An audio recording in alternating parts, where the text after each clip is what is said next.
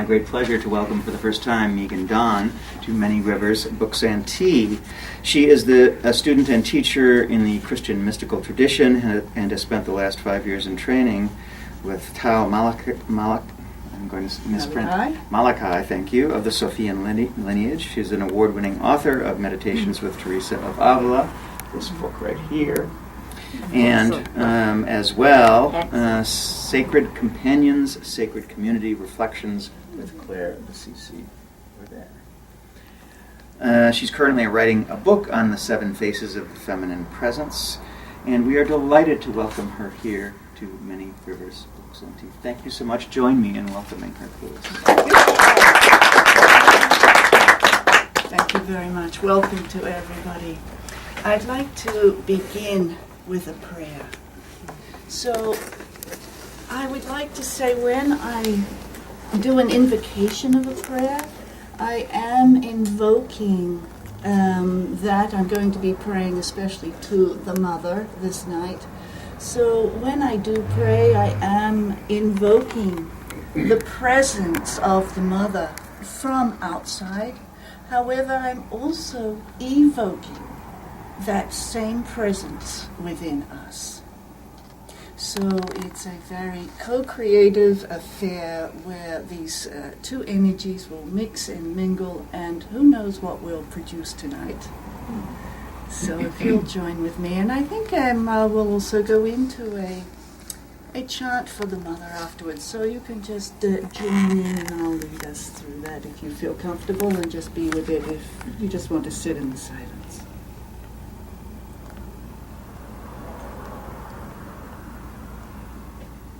Ima Gadol, Great Mother, Mother of all. You show yourself with many faces, through many forms,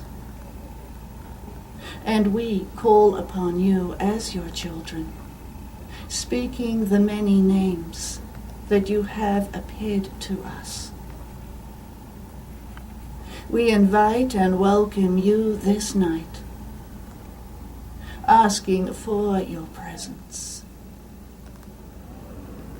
for the power of your compassionate heart,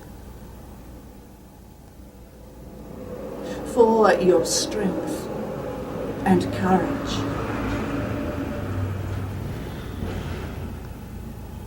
And as we invite this through you, may your qualities arise in us, knowing that they are within, and that we can draw upon them at any time.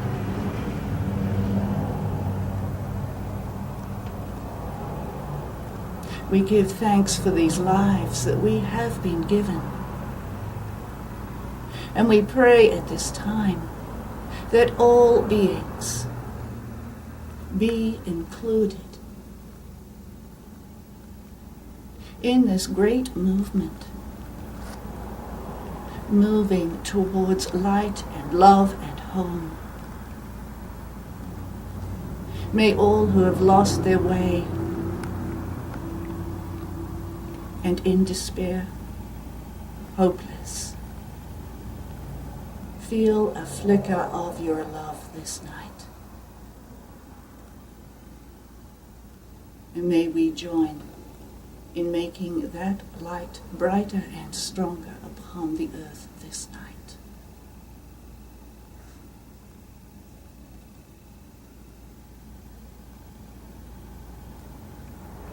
The chant I'm going to do is Ama Aima, Ama Aima, which is mother.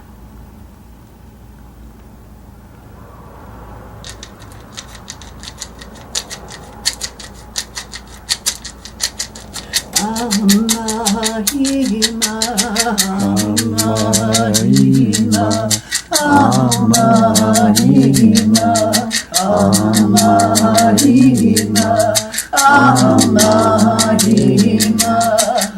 Amahima,